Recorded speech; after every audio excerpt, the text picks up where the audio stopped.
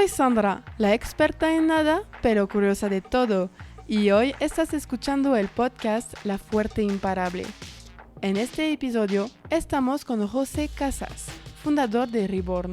Reborn es un proyecto que da programas y experiencias de desarrollo con plantas de poder, más conocido como ayahuasca.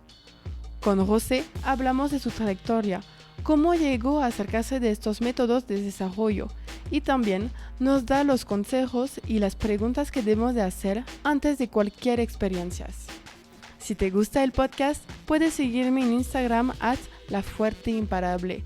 Espero que le van a gustar este episodio con José. Aquí vamos, c'est parti. Hola José, gracias por aceptar mi invitación y bienvenido en el podcast La Fuerte Imparable. ¿Cómo estás? Muy bien, muchísimas gracias a ti por la invitación y por tenerme aquí en este espacio. Me llamó mucho la atención tu nombre, La Fuerte, de Sí, La Forte. ¿O qué? no es por mi apellido, porque mi apellido es Lefort.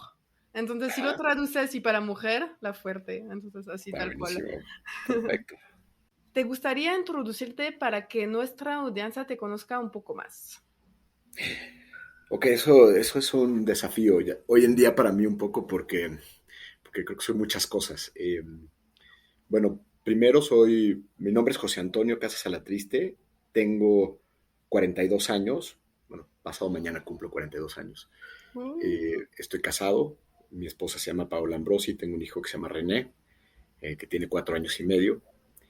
Y cuando digo que soy muchas cosas te lo describo. Primero, yo estudié economía hace ya muchos años y una serie de especialidades alrededor de negocios, algunas especialidades en finanzas y otros temas. Durante muchos años fui empresario del sector restaurantero, con diferentes marcas, todas en la Ciudad de México. Y en los últimos años, los últimos 8 años, eh, encontré lo que yo considero que es mi mayor vocación, que es trabajar con personas en su proceso de desarrollo. Y esto me llevó a estudiar diferentes ramas de la psicología, algunas otras herramientas como coaching, chamanismo y otros aspectos de herramientas alternativas para entender mejor cómo funcionamos, que estoy convencido que seguimos sabiendo mucho menos, o sea, es mucho más lo que no sabemos que lo que sabemos.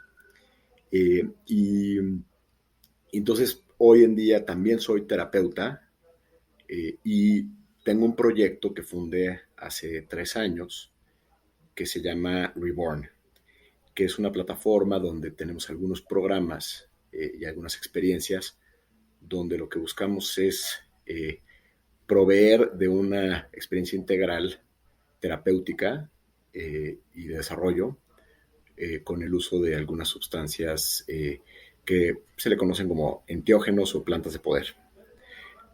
Eh, Finalmente, me gusta mucho escribir. No me considero todavía escritor porque no he publicado, pero ya estoy en ese proceso, mi primera novela, y estoy por terminar mi segundo libro, entonces eh, pues también por ahí hay otra parte de mí. Y finalmente, soy músico, no soy músico profesional, soy más bien un músico amateur, pero que también en estos espacios que a veces se abren con estas medicinas, pues me ha llevado a poder tener ahí otro espacio de expresión que disfruto mucho eh, y, y ya, yo creo que ya con eso. Tengo dos chiquitas preguntas. ¿De Claro. qué son tus novelas y de qué tocas? Bueno, el primer proyecto que estoy en proceso de entrar ya a revisión con editorial es una novela que no tiene nada que ver ni con nada de lo que te acabo de contar, sobre un oficinista que está frustrado en el sistema y de ahí se desenvuelve una serie de episodios desafortunados para él.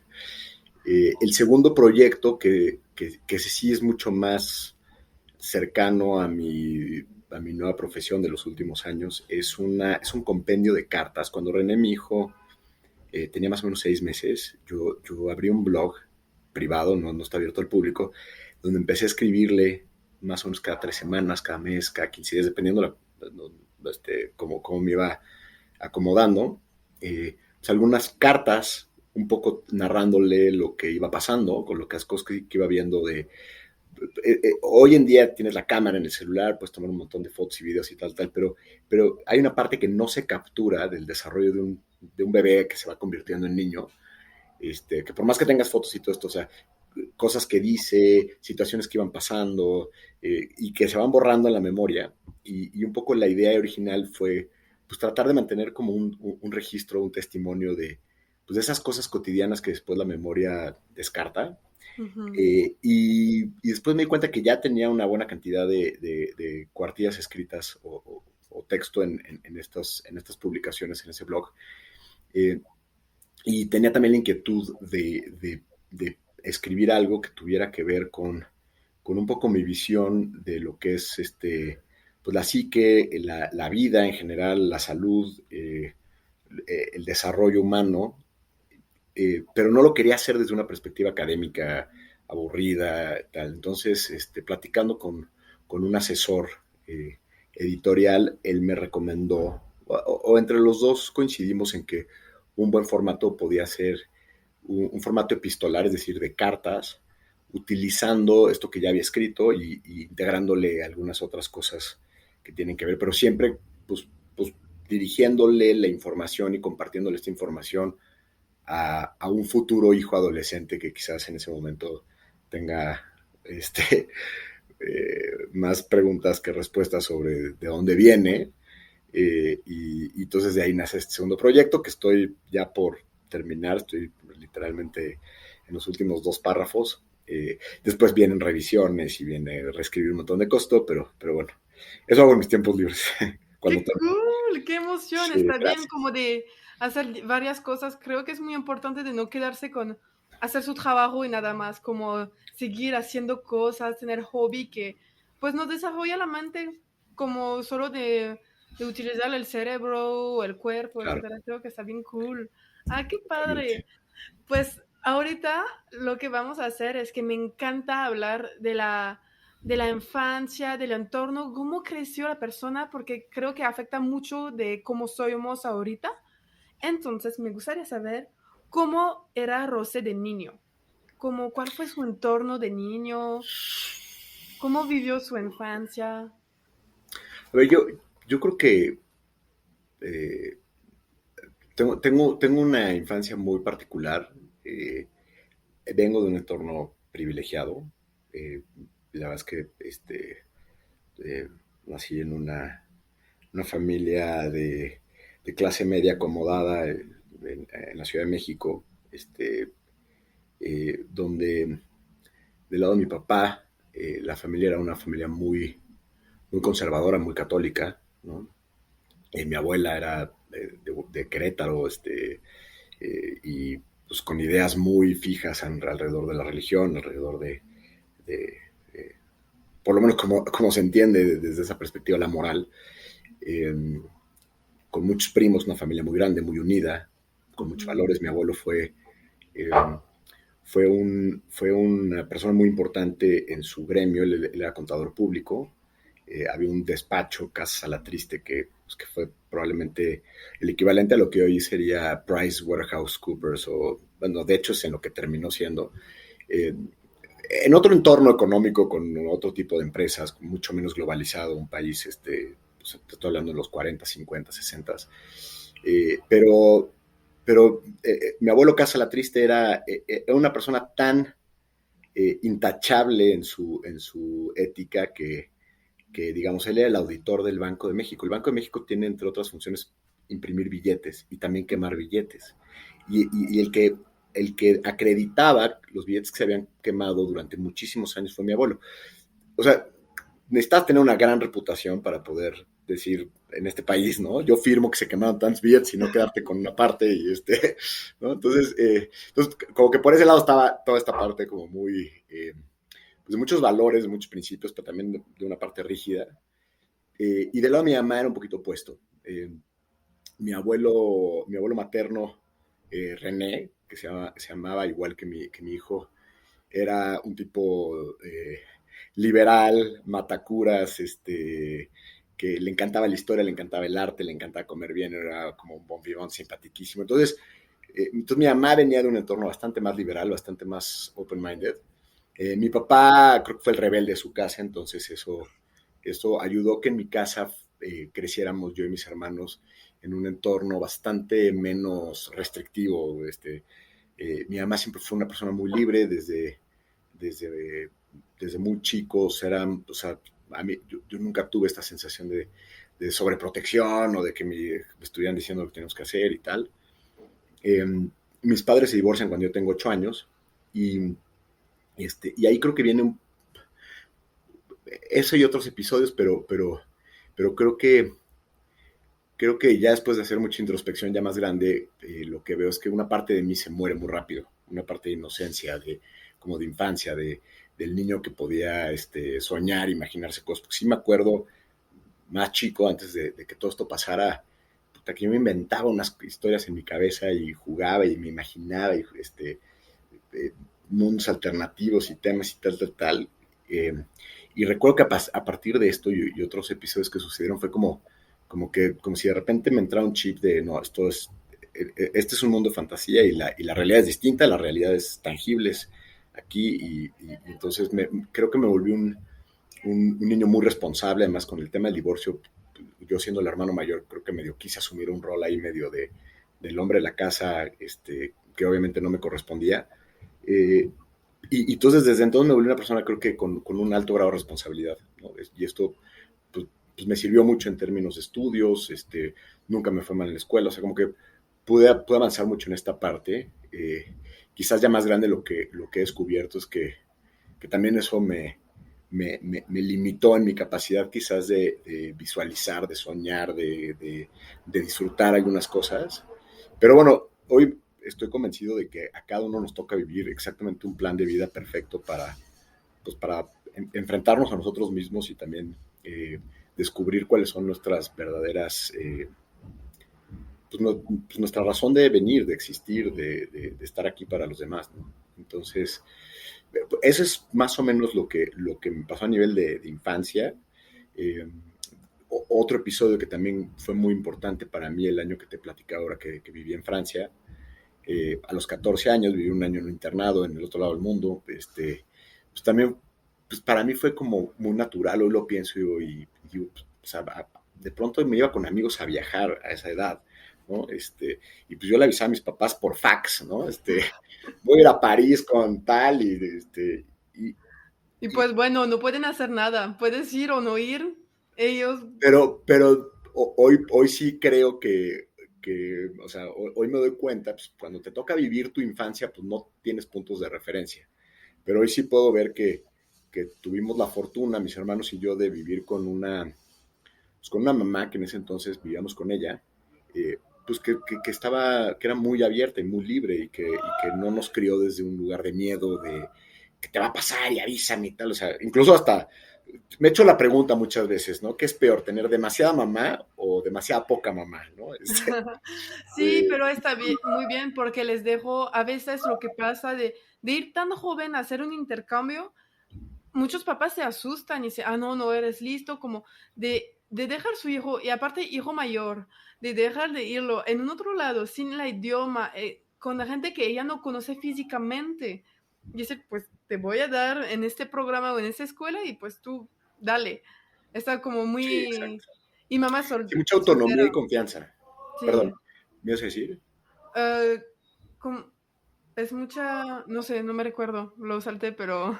Ibas a decir algo de tu madre, que tu madre era soltera o algo así. Ah, no, y tú que sí, que tu madre soltera, como no tiene el apoyo del papá o etcétera, y dice, ah, pues tengo los dos otros, no sé cuántos hermanos tuviste, y dice, pues uno se va a ir y no sé qué va a pasar durante un año, es como valiente, creo.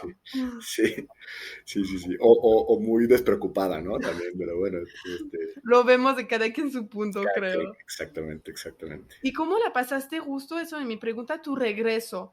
Porque como lo hablamos un poco en off antes, que pues viviste en un pueblo, etcétera, en internado, de regresar con tus amigos que dejaste durante un año, ellos como evolucionaron de una forma y tú de una forma sí o sí distinta.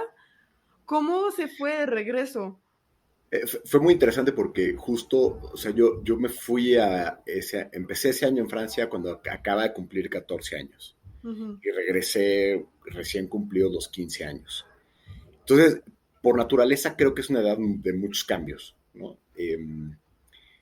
Antes de irme, pues no iba a fiestas, mis amigos no tomaban alcohol, pues a lo mejor había tenido una novia, pero había sido como así, ¿no? Todavía muy, muy prematuro, ¿no? Sí, sí, sí. Eh, o sea, era todavía como de, dabas un beso y era como, wow, ¿no? Y entonces este año, pues pasaron varias cosas. Obviamente creces a nivel de experiencia, de autonomía y tal, tal, tal. Entonces, y la otra cosa fue que yo regresé ya al liceo francés, o sea, cambié de escuela. Entonces, llegué con un nuevo grupo de amigos, o sea, algunos amigos los conservo de antes, pero fue también como que en la misma transición se dio esto de manera natural. Eh, y quizás a lo mejor lo que fue un poco curioso, o sea, me acuerdo que acaba de regresar de Francia y un día, este, hubo una confusión con mis padres porque mis padres ya estaban divorciados y entonces íbamos a pasar el fin de semana con mi padre. Y pues mi mamá era lo que sabía, pero luego yo a mi padre le dije, es que yo me voy a quedar en México porque vamos a ir a una discoteca, un amigo que tenía forma de que nos hicieran pasar en ese entonces de 15 años a una discoteca. Entonces me fui a la discoteca con mi amigo, me quedé a dormir en casa de mi amigo, éramos un grupo de varios amigos. Y, y mi mamá, no sé, al mediodía del sábado decidí hablar a casa de mi madre, ¿no? Yo muy despreocupado y estaba furiosa, ¿no? Porque ya se había dado cuenta que no estaba con mi padre y pensaba que todo lo había planeado así de Y me decirle. voy a esconder, todo el mundo va a Le pensar decía, que soy el otro. exacto, exacto, pero la verdad es que lo que realmente sucede es que a mí se me olvidó avisarle y yo estaba un poco como en este tema de, bueno, pues no pasa nada, pero pues cuando ella se dio cuenta que no estaba con mi padre, empezó a preguntar dónde estaba muy preocupada y no eran épocas donde hubiera celulares y este tipo de. Entonces me llevó un gran regaño, pero pues, al final lo que le dije a mi madre fue, pues, o sea, pues se me olvidó avisarte, pero no, esto no fue una cosa que yo hiciera deliberada y tal. Pero bueno, ahí como que me cayó el 20 ok, o sea, está bien, ya tuviste un año de libertad y tal, tal, pero eso no quiere decir pues que, pues que puedes hacer lo que quieras aquí en México, ¿no? Eh, Ajá. pero bueno, son detalles que. Donde te toca saber el cambio que tuviste, que pues no tenías que avisar a nadie, vamos a decir, cuando estabas en Francia, y que regresas y que tiene otra vez la autoridad, puede ser como, oye, pues sorry, no lo hice en propósito, etcétera. Pero también pudiste tener como quizás prácticas más madurez con tu mamá de. Sí, sí, totalmente. Eso sí, eso sí. Sí, yo creo que ahí se consolidó mucho la madurez, ¿no? Sí, yo creo que cuando quienes han tenido experiencias de poder alejarse de su familia, ya sea por un intercambio académico, en diferentes etapas de la vida, yo tuve la oportunidad de hacerlo, eh, cada vez es como un fast track de maduración, o sea, hacerte cargo de ti, digo, en el internado evidentemente estábamos cuidados, o sea, tampoco era como que viviera solo a los 14 años, pero sí hay una sensación de autonomía que te ayuda a ser más consciente, o sea, al final estás ahí, no, o sea, no tienes a mamá o papá Ujú. a 15 minutos, ¿no? Entonces, ¿Y cómo la pasaste en la escuela francesa en México después? es curioso, pero cuando yo entré al liceo, no era muy común que mexicanos entraran al liceo, que no Ok. fueran ahí toda la vida, porque, o sea, pues de entrada no es tan común que alguien adquiere el idioma y entra a la escuela francesa, ¿no? Ujú. Entonces, yo en ese sentido era un poco un bicho raro porque cuando yo me fui a hacer el año a Francia, yo no sabía francés. O sea, estudié un semestre en la Alianza, que fui a echar relajo, o sea, no aprendí nada.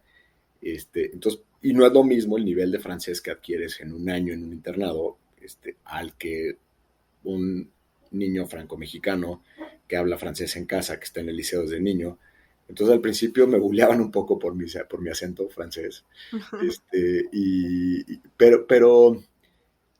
Pero bueno, la adaptación fue, creo que una característica que sí puedo decir que me define es que soy muy adaptable. Entonces, lo que sí me di cuenta, por ejemplo, que en el liceo eran muchos grupos pues que se iban consolidando desde la maternal, ¿no? O sea, que se iban haciendo grupitos. Y yo, como entré un poco tarde, ya un poco más grandes, pues tenía unos amigos acá, otros amigos allá. O sea, como que creo que acabé teniendo más amigos en el liceo que mucha gente que estuvo toda su vida ahí, justo porque pues no me había formado dentro de alguno de estos grupos, ¿no? Ahí estaban los Sí, que... erraba el nuevo, entonces podías entrar en todos más Pues un ansiamente. poco, al principio todo, ninguno me quería, pero luego ya después me fui haciendo de amigos y tal, pero sí. Y terminé ahí, 4 años después terminé en el liceo ya el bachillerato este, y la verdad es que no me arrepiento para nada, creo que fue una combinación muy interesante, académicamente hablando. Ah, pues sí, de tener como, también como la doble cultura, etcétera, como está chido, Sí, creo, de siempre, creo que deberíamos de aprender en una otra forma de pensar, porque la mexicana lo vas a tener por la sociedad, por tu día a día, y de aprender de una otra cultura, de un otro país, de la manera de educar, creo puede ser muy interesante. Y sí. entonces terminas la prepa allá y cómo elegiste de estudiar administración, etcétera. Yo estudié la carrera de economía. Ah, perdón. Fue algo que tuve muy claro desde muy chico. Yo creo que desde que estaba en la secundaria. Yo creo que hubo varios factores que me influyeron. El primero, mi madre se vuelve a casar con una persona, con un señor, Agustín, que él es economista de formación y fue muchos años una persona muy importante del sistema financiero mexicano, o sea, fue un banquero muy exitoso. Y él, pues, fue, digamos, un papá sustituto de crianza pues, a partir de los 9 10 años, que es cuando mi mamá empieza su relación con él. Entonces me toca crecer con él mucho de mi adolescencia, ¿no? Y, y es una persona que admiro mucho, que quiero mucho y yo creo que influyó mucho en la decisión de estudiar esta carrera. Evidentemente, en un inicio, pues yo me imaginaba trabajando en un banco, siendo un financiero exitoso, ¿no?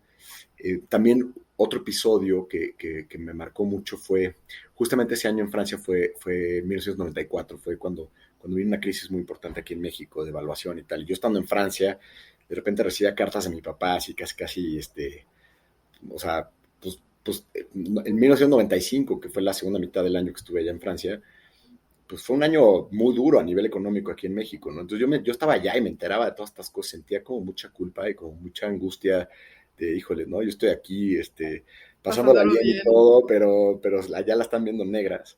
Y papá, aunque tuvo en algunos momentos rachas buenas, en general fue alguien que padeció mucho desde la parte económica. Y entonces como que yo desde muy chico lo tuve muy claro. Dije, yo no quiero sufrir por dinero, yo quiero, ¿no? Quizás le sobreatribuía al dinero aspectos de bienestar y felicidad y tal. Pero bueno, también yo creo que tengo una habilidad para la parte numérica, para la parte que tiene que ver como con números matemáticas siempre fue muy bien. Entonces dije, bueno, pues economía y además, pues había un entendimiento, no sé, desde chiquito también me interesó la política, leía un poco estando en Francia cuando vino toda esta crisis, entonces entender qué es lo que le estaba pasando a este país que se estaba desmoronando económica y políticamente, como le está pasando ahora, y me tocó, pues desde ahí interesarme por estos temas, ¿no? Entonces decidí estudiar economía en el ITAM, ya desde entonces era como pues, la escuela de donde venían los ministros de finanzas aquí en México y como con mucho renombre, además yo vivía más o menos cerca de ahí. Y entonces nunca tuve dudas, o sea, no es que fuera más universidades o contemplar otras carreras. Y entonces esa fue la carrera que elegí, que terminé, en la que me titulé. Y pues fue muy interesante, o sea, hablando de lo que es estudiar en el ITAM y la carrera como la perla de la corona del ITAM, que es economía, fue, fue muy, fue muy estimulante, fue duro, fueron años sí, de estudiar bastante. Me ayudó el liceo, porque el liceo también no era una escuela fácil. Sin embargo, o sea, habrían cosas a ver, no me arrepiento para nada de lo que estudié, creo que me sirvió muchísimo y a la fecha me sigue sirviendo mucho. Eh, creo que creo que a lo mejor hubieron muchas cosas que aprendí que hoy diría, pues no tengo ni idea ni para qué me sirve, ¿no? O sea, se quedaron ahí. Había clases de matemáticas que yo salía de esa clase y decía, creo que son superdotados y entendí lo que acabo de entender, que hoy no te podría Pero, repetir nada, ¿no? pero creo que eso es para todas las carreras universitarias. Yes. Porque, porque la verdad, yo estudiando allá, hablando con otros amigos, tenemos materias y no es aplicable en la vida real. Y yo te hablo de un tema que estudié como cosas de marketing, cosas así. Ese marketing es el marketing de hace 10 años, o es marketing muy tradicional. En una empresa no se aplica así. Entonces, como matemáticas, aparte que es, o vas a hacer matemáticas profesionalmente y descubrir no sé qué, pero si no, pues no te vas a servir para mucho. Es más como la manera de resolver el problema que te va a servir que el matemática en sí mismo, creo. Sí, y el ejercicio, ¿no? Yo creo que para mí la experiencia universitaria fue un espacio, o sea, aprendes, por supuesto, un montón de cosas, pero también el propio proceso de estar aprendiendo hace que tu cerebro se active de cierta manera, eh, y eso por sí solo te lleva a desarrollarte. También creo que fue un espacio donde te confrontas y donde un poco estás ya, o sea, ya estás en un espacio más cercano a la vida real en el sentido de que, o por lo menos así en el ITAM, que pues que ya, o sea, pues de pronto veías gente mucho más capaz que tú, ¿no? De repente sí, puta, este cuate sí le gira la piedra mucho más que a mí. Y luego igual te dabas cuenta de otros que decía, a mí me gira más la piedra que el de allá al lado, pero, Ajá. o sea, me pareció un buen simulador de lo que a veces puede pasar en la vida real en términos de, pues si traías el autoestima muy arriba, te lo ajusta.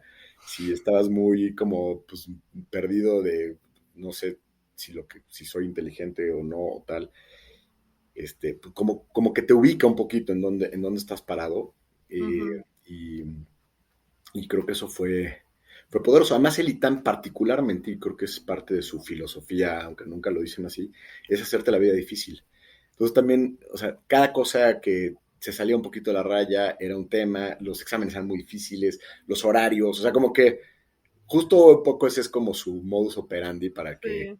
como, Conozco dos sí, amigos, especialmente uno que están allá ahorita, el día de hoy, y no, les traen en chinga, pero en chinga, pero sí, sí, sí. sabemos, cuando vamos a graduar va a estar bien, Sí, pero sí, y, es como, y le tienes que agarrar el gusto. A mí la verdad es que sí me estimuló mucho eso, porque la verdad te puedo decir que el 95% de los profesores que tuve fueron extraordinarios, ujú, duros, muchos de ellos, o sea, no te la ponen fácil, pero es te para aprenden un algo. montón de cosas, sí.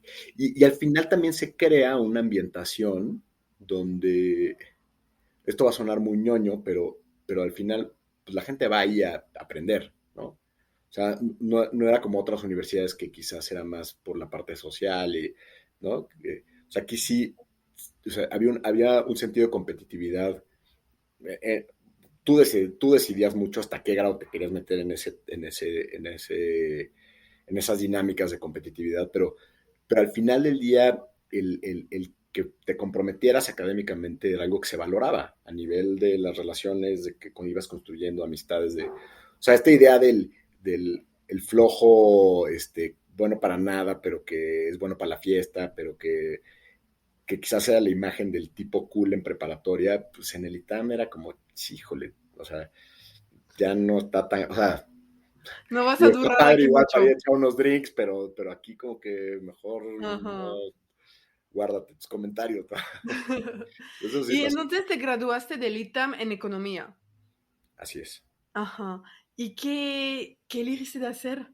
Porque ya estudiaste cool, la verdad aprendiste muchas cosas, pero como dijiste, sabías economía sí, pero no sabías para qué, no te veías en un banco o algo así. Yo empecé muy chico a, a trabajar en una casa de bolsa, o sea, en el sector financiero, casi empezando la carrera.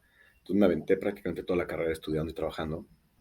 Eh, pero más o menos a la mitad de la carrera, como que me empezó a aburrir este trabajo y se abrió la oportunidad de hacer un semestre de intercambio en Holanda.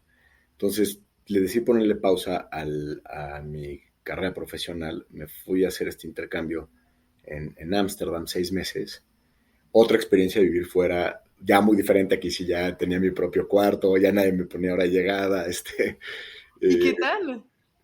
fue increíble, la verdad es que yo tenía dos criterios para elegir dónde quería estudiar ese intercambio. Quería no hablar el idioma, o sea, quería que fuera o sea, no quería irme a España o a Francia, ¿no? Estados Unidos no se me antojaba.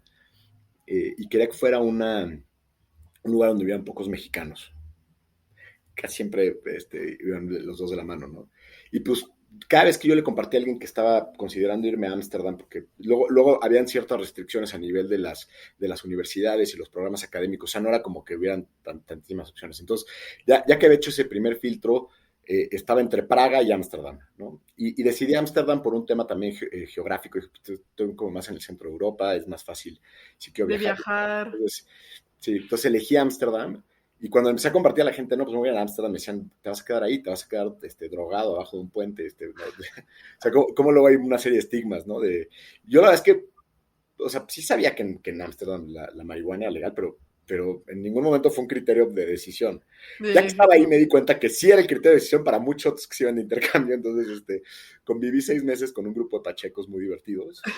Pero la verdad, si quieres fumar marihuana, en cualquier país lo puedes encontrar. No, Por es supuesto. solo que es legal, entonces como, Pero pasó algo muy no puede ser curioso. un criterio. No puede ser un criterio. Y pasó algo muy curioso. Eso ahuyentaba a muchos mexicanos, entonces prácticamente no había mexicanos en esa escuela, lo cual para mí fue muy rico porque pues, yo me fui solo y hacer amigos y estar de cero. Pero algo que descubrí que fue bien interesante fue como los que menos fumaban marihuana eran los holandeses. O sea, habíamos un grupo de extranjeros que íbamos en estos programas de Erasmus, de intercambio y tal.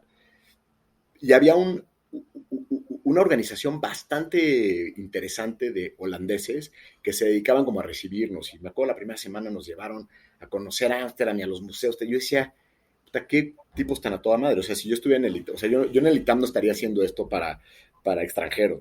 Se me haría lo Ujú. más ñoño, ¿no? No estaría haciendo esto, ¿no? Y ellos la verdad como muy abiertos, muy, cálidos. Entonces me hice buenos amigos holandeses durante ese semestre y, y el tema de fumar marihuana lo veían es lo que hicimos todos a los 16 años, un año, ¿no? Nos pachiqueamos y luego se nos quitó las ganas. Y como lo tienen enfrente, a la vuelta de la esquina, se pierde Es esta como constancia que todo, lo cuando está lo viviendo. tienes, pues X. Claro, claro, claro. Y tú la gente, o sea, hoy en día es distinto porque ya hay muchas regulaciones por el tabaco y por el humo, etcétera, ¿no? Pero en ese entonces, que todavía en los bares era común que la gente fumara cigarros y todo esto, en los bares holandeses, si tú te prendías un joint, un porro de marihuana, se molestaban, era como, no, no, no, no, o sea, hay coffee shops, ¿no? Vete al lugar donde sí, pero era como que te veían un poco como el turista chafa, ¿no? Si estabas fumando marihuana. Entonces, pareció bien interesante, ¿no? Porque pues pensarías que la legalización o la descriminalización de ciertas sustancias te llevan a un consumo exorbitante. Y Mayor. la realidad es que se genera como una burbuja al inicio, pero, y esto me tocó estudiarlo mientras estuve allá, que hubieron varias materias donde hablábamos de fenómenos económicos en diferentes aspectos y yo decidí entender un poquito cómo funcionaba el tema de la droga y de la criminalización de las drogas. Y Holanda en ese entonces era el único país de Europa que tenía de crecimiento en el consumo de marihuana, ¿no? O sea, el único país legal y Legal. el único país donde las tasas de consumo de marihuana venían a la baja, ¿no? Entonces, lo cual te lleva pues a una conclusión muy sencilla que es la criminalización no reduce el consumo, incluso hasta lo puede Crecer. incrementar, ¿no? Es un tema muy complejo, pero bueno, vivir en Holanda me ayudó a tener ese primer acercamiento con sustancias, sin sospechar que mucho más adelante mi vida iba a estar muy cercana a ese mundo, ¿no? Ay, qué padre. Y entonces después, los 6 meses en Ámsterdam, donde a lo parece lo pasaste bien, aprendiste muchas cosas, otra cultura. Muy bien, sí. ¿Aprendiste lo holandés? No, y no hice el esfuerzo. O sea, dije, me pareció un idioma muy feo, todos hablaban inglés, y la verdad es que ya había pasado mi etapa de aventarme al ruedo a aprender un idioma nuevo como me tocó en Francia, que sí fue un esfuerzo de un año, o sea, no fue tan fácil. Y dije, no, yo ahorita no me voy a meter a Y aprender esto. tenías las materias en inglés, ¿no? Sí, Ah, pues. sí, todo fue en inglés, sí, no tuve ningún problema. Sí. Y entonces regresas a México después de este año. Sí, regreso a México a terminar en el ITAM. Me, Me fue muy bien y en ese entonces mi familia tenía una empresa, bueno, mi madre era socia de una empresa que tenía tiendas de decoración y muebles y estaban pasando por un momento complicado. Creo que estaban administrándola muy mal y tal, entonces pues, yo llegué como el rescatador, ¿no? Sexto semestre de la carrera, pues yo ya podía Hacer encargarme de cosas. eso. Entonces me empecé a meter en el negocio familiar. Eh, y, y, bueno, finalmente acabó habiendo un movimiento entre la que era socia, mi mamá, que era la directora y tal. Entre una serie de circunstancias, yo en el último semestre de la carrera, pues me toca asumir la dirección de la empresa. Eh, a mis 24 años, pues una empresa pequeña que tenía muchos problemas, que teníamos ahí una serie pues de complicaciones por malas decisiones que se habían tomado, en fin, por muchas cosas. Y es como mi primera experiencia pues dirigiendo una compañía y yo hoy que volteo hacia atrás, puedo reconocer que fueron muchísimos más los errores que los aciertos, ¿no? O sea, realmente la experiencia sí vale para algo. Y finalmente la compañía estábamos prácticamente a punto de quebrar y logramos venderla a una compañía similar de giro, que en México, pues vender una compañía emproblemada, endeudada, que está perdiendo dinero y que no es institucional, o sea, que es una empresa chiquita, ¿no? O sea, no recuerdo ahorita cuánto facturaba, pero pues no sé, a lo mejor facturaba menos de 50 millones de pesos al año, o sea, era una empresa pequeña, en el sentido de, pues, de lo que pueden ser empresas que normalmente tienen estas fusiones o adquisiciones. Una empresa que no funciona como la que teníamos estaba destinada a cerrar la cortina y rematarla, ¿no? La logramos vender, mal vendida, pero la logramos vender. Y los compradores me invitan a trabajar en su proyecto, o sea, como que querían mantener la marca, querían mantener cierta identidad y me pidieron que me quedara. Y yo, pues viendo que quizás eso era parte de lo que nos iba a ayudar a cerrar el deal, accedí. Estuve un año y medio más en la compañía hasta que llegamos al 2008. La verdad es que la compañía iba bien, pues ellos pudieron inyectar capital, traían una nueva visión, una serie de cosas positivas. Eh, pero también yo empecé a sentir, a ver, esto ya ni siquiera es familiar, o sea, ya no es ni mi familia, ya, estoy hablando ya de 27, 28 años, empiezas a ver cómo con quienes estudiaste en la carrera empiezan a despegar en sus carreras, ¿no? Quizás en compañías más institucionales y tal. Empiezas a darte cuenta pues, tu sueldo ya no está tan bueno en una empresa pequeña. Y viene la crisis del 2008, la famosa crisis que se deriva del subprime. Y pues nosotros éramos una tienda de muebles y de decoración y pues evidentemente fue de lo primero que empezó a caer de manera muy drástica con la crisis económica.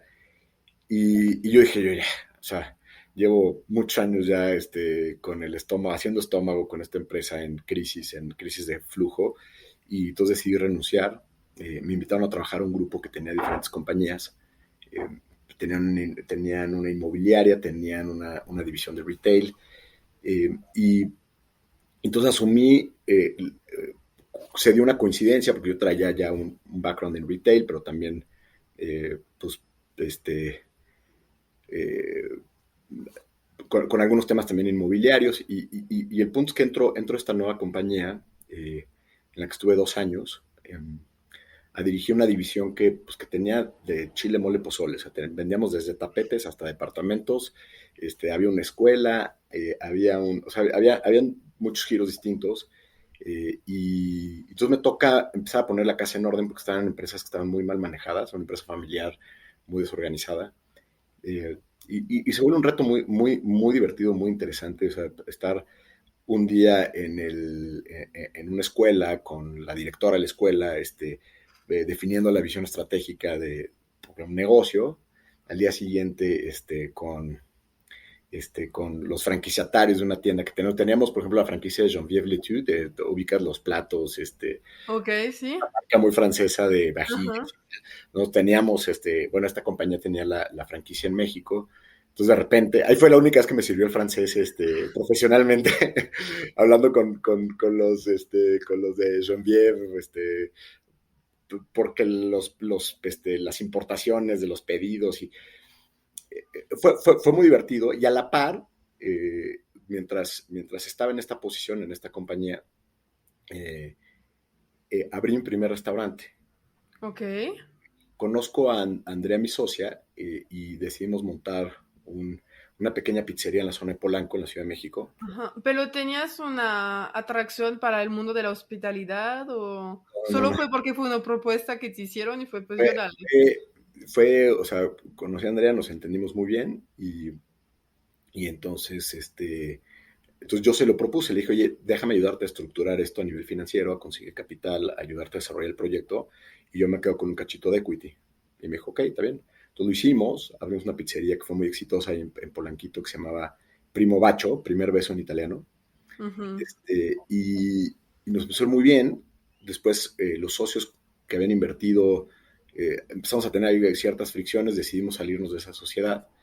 Eh, pero ya traíamos un tracking, o sea, Andrea ya había consolidado una clientela, había gente que ya como que veía que trabajaba bien y el negocio fue muy bueno. O sea, no fue un problema del negocio, fue un problema de compatibilidades con los socios. Y, y conseguimos un local muy rápido a la vuelta, también en la zona de Polanco, y desarrollamos un concepto que se llama Bello Puerto, que existe hasta el día de hoy. Estamos Ujú. a cumplir, ya van a ser 14 años, que será un concepto de un lugar de mariscos relajado, pero un poquito mejor cuidado a nivel de diseño y otras cosas que una marisquería normal. Y es un éxito rotundo, funciona muy bien desde el día uno. Eh, eh, nos ayudó mucho que un poco a raíz de que abrimos y abrieron un par de lugares más en Polanco, esa zona empezó a volverse muy popular. Entonces, estoy hablando del 2009, Ok. 2010, abrimos un segundo Bello Puerto en Santa Fe, tomamos la operación de un bar en Polanco. O sea, de repente el grupo, ya una vez que nos quitamos de la pizzería de esa primera experiencia, de pronto empezó o sea, a crecer. Y yo seguía con mi trabajo, Andrea operaba, yo le echaba mucho la mano en temas financieros y un poco de organización. Hasta que un día me dice, ya, o sea, necesitamos más manos aquí, necesitamos que nos ayudes Un a director o algo para que... gestionar esto. Sí, y ahí renuncio al grupo en el que estaba, eh, eh, con la visión de decir, ya, yo ya me quiero dedicar a lo mío, ya no quiero estar trabajando. Trabajando por alguien. Y ahí es donde empieza mi incursión en el mundo de los restaurantes. Llegamos a tener 7 restaurantes en el momento de mayor expansión. Junto con Martín, mi hermano, desarrollamos el concepto de Limantur en Polanco. El Limantur es un bar de coctelería que ha estado entre los mejores 50 bares del mundo los últimos 10 años. Wow. Que empezó en la Roma. Yo participé como accionista minoritario en el de la Roma y después, ya que lo vi, porque pues, no sabes, nos hicieron un pitch, pues, bar de cócteles, y yo decía, puta, pues esto, o sea, pues yo porque sabía que eran muy creativos y muy buenos, dije, pues vale, vamos a apostarle un poco. Y ya cuando vi el resultado, el lugar, cómo quedó, el concepto, el producto que se vendía, dije, esto va a ser un exitazo, pero va a ser un exitazo en Polanco. O sea, el mercado de Polanco lo va a recibir muy Muy bien. bien. Seguí el local en Polanco, hablé con mi hermano, le dije, oye, vamos a hacer un joint venture, vamos a abrir Limantur en Polanco.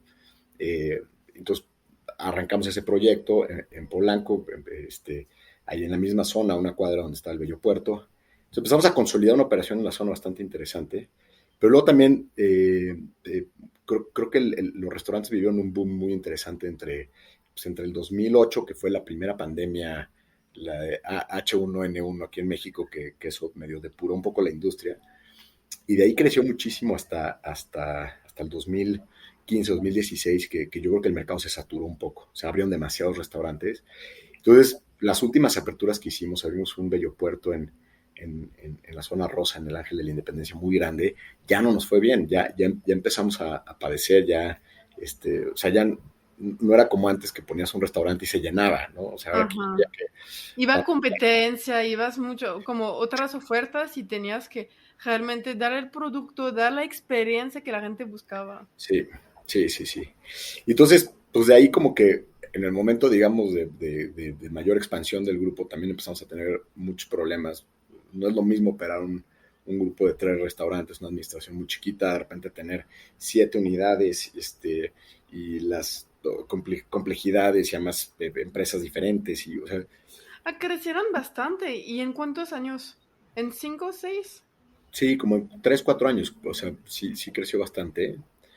Había un boom, o sea, además lo justificaba, o sea, uno de los últimos restaurantes, o sea, no sé, necesitábamos un capital para echarlo a andar de, no sé, 10 millones de pesos. O sea, ni siquiera hice una presentación, le mandé un mail a los socios que ya teníamos y a los 2 días ya tenía el capital para hacerlo, porque Ok. los rendimientos estaban siendo muy buenos, o sea, había ese apetito por invertir porque los resultados estaban siendo muy buenos. Pero evidentemente llegó un punto en donde pues, la industria se empezó a saturar, y empezó a ser ya cada vez más complejo, y también pues yo creo que pues, temas de crecimiento que quizás no hicimos las cosas como las debimos de haber hecho. Y entonces ahí empezó a entrar una etapa ya un poquito de menos expansión, sino más como diga, empezando a resolver problemas en la parte de los restaurantes. Y ahí más o menos coincide que estoy hablando más o menos de 2012, coincide que tengo, primero mi diagnóstico fue, no estamos siendo capaces de desarrollar a la gente como, como de una buena manera, para que esto se convierta más en una institución, o sea, en un grupo de personas que están haciendo tarea y menos somos 3 socios que tenemos que tomar todas las decisiones, ¿no? O sea, Ujú. ese fue mi diagnóstico y evidentemente en el diagnóstico era algo no estamos haciendo bien nosotros, que no estamos pudiendo consolidar un equipo que pueda operar esto de manera más eficiente. Ujú. Eh, y de ahí, mis socios y yo tomamos un entrenamiento en coaching, que es mi primer acercamiento a la parte que tiene que ver con el desarrollo personal y humano. Eh, y un entrenamiento bastante intenso y bastante profundo, que nos tomó prácticamente un año, eh, y donde, pues, o sea, yo me acuerdo de la primera clase, el maestro nos dice, si quieren entender su negocio, se tienen que entender ustedes mismos. O sea, su negocio es un espejo de ustedes. Yo cuando escuché eso dije, en la madre, esto ya, como que esto va a ser confrontativo y había una parte de mí que lo añoraba. Yo decía, ya, quiero dejar de hacerme güey conmigo mismo, quiero dejar de evadirme. Conocerse es Sí, sí, como... sí, sí. Y este mismo profesor, que era un profesor que se disfrazaba de businessman, pero en el fondo era bastante espiritual y tal, pues ya por ahí de la tercera clase que ya nos había agarrado confianza, nos dice, pues si quieren entender la neta, la neta, tienen que hacer ayahuasca, ¿no? Y te estoy hablando de ayahuasca cuando, o sea, pues estamos hablando de 2012, pues yo lo había escuchado 2 veces en mi vida y había sido Ujú. conversaciones así en bajito de una amiga y un amigo que lo habían hecho no, y que lo tratan de explicar y no entendía. O sea, hoy en día ya todo el mundo sabe lo que es, pero en ese entonces era como un tema muy, pues no, pues no, Underground, como no se muy, hablaba. no se hablaba de eso. Entonces, yo me apunto, él hacía un retiro completo de una semana donde había todo un proceso de preparación y donde finalmente llegas a la ceremonia y tal, y dije, bueno, pues esto es lo que me toca, ¿no? Eh, y, y en esa ceremonia pasan cosas bastante interesantes.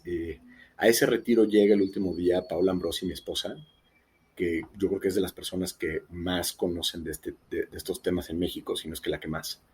Ella vivió muchos años en Irlanda, ella psicóloga, pero también chamana y todo, y llevaba practicando con esto. Ella se entrenó con Stan Grof, que él sí es el que más sabe de este tema en el mundo, y entonces llega a explicarnos cómo va a ser viajar por tu psique y los mapas y las coordenadas, y yo decía, esto no hace sentido, pero para nada, o sea, esto es una locura lo que está diciendo esta mujer.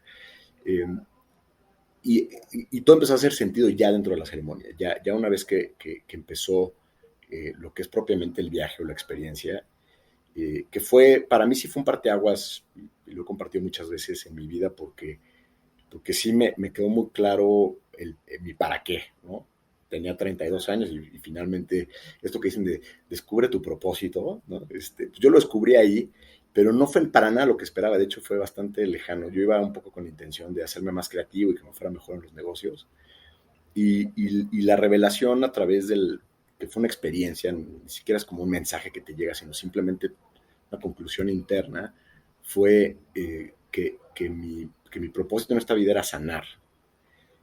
Entonces, yo decía, a ver, pero, ¿cómo carajos, no? O sea, yo soy economista, ¿no? Restaurante, o sea, antes de ese episodio, si alguien se desmayaba enfrente de mí, yo volteaba para otro lado y salía corriendo. O sea, la última carrera que consideré en mi vida era cualquiera que tuviera que ver con medicina o con psicología. O sea, era o sea, si hubiera hecho una lista de 100 cosas posibles que me hubieran podido pasar en esa ayahuasca, volverme sanador no estaba en esas, no hubiera estado. Ok. Además, tampoco es como que, o sea, cuando haces una experiencia así, tienes una revelación tan profunda, tampoco es que te dice cómo. Te dice, ahí está. Ajá. O sea, ya Pero está, tengo una ya lo pregunta, sabes. porque yo Sí, estoy súper interesada sobre la ayahuasca. Es solo, ¿cómo sí. fue tu primer viaje, como tu primera experiencia? ¿Cómo la sentiste de te hablan de eso, eres como, what the fuck, ¿qué es eso? Y después aceptaste de ir esta semana a Ah, hacerlo. Entonces lo creaba un mínimo para ir como hasta... eso que dices es bien interesante y yo creo que hasta que no te pasa no comprendes lo real que es esto, pero pues, se habla mucho de que la ayahuasca te llama. Es un proceso mucho más intuitivo que racional. Yo no tenía una sola buena razón para estar ahí. Ujú, Evidentemente había una parte que podría quizás ser curiosidad, pero, pero yo creo que había una parte dentro de mí que ya sabía en lo que se iba a convertir en mi vida, pero ujú, que mi mente era incapaz de reconocer y aceptar. ok. Pero entonces, y aquí es, yo creo que esta estructura del mito del héroe, ¿no? Este camino que de pronto pues, tienes un llamado y de repente no sabes por qué, pero tienes que perseguir eso, ¿no? Quizás tú te identifiques, no sé qué te trajo a México, pero seguramente algo se movió, algo se cuadró y de repente ya estabas aquí, Sí. ¿no? Y yo creo que para mí lo que yo experimenté fue eso, no sé por qué, pero tengo que hacerlo. Y después de la sesión me di cuenta que, claro, o sea, a partir de ahí mi vida empezó o sea, yo sí creo que en ese momento empezó mi vida, de alguna manera, ¿no? Yo no sabía que Paola se iba a convertir en mi esposa, o sea, estuve en la ceremonia, ya en la ceremonia sí sentí una energía muy particular de ella como alguien que tenía pues una energía muy diferente al resto de la gente que estaba ahí.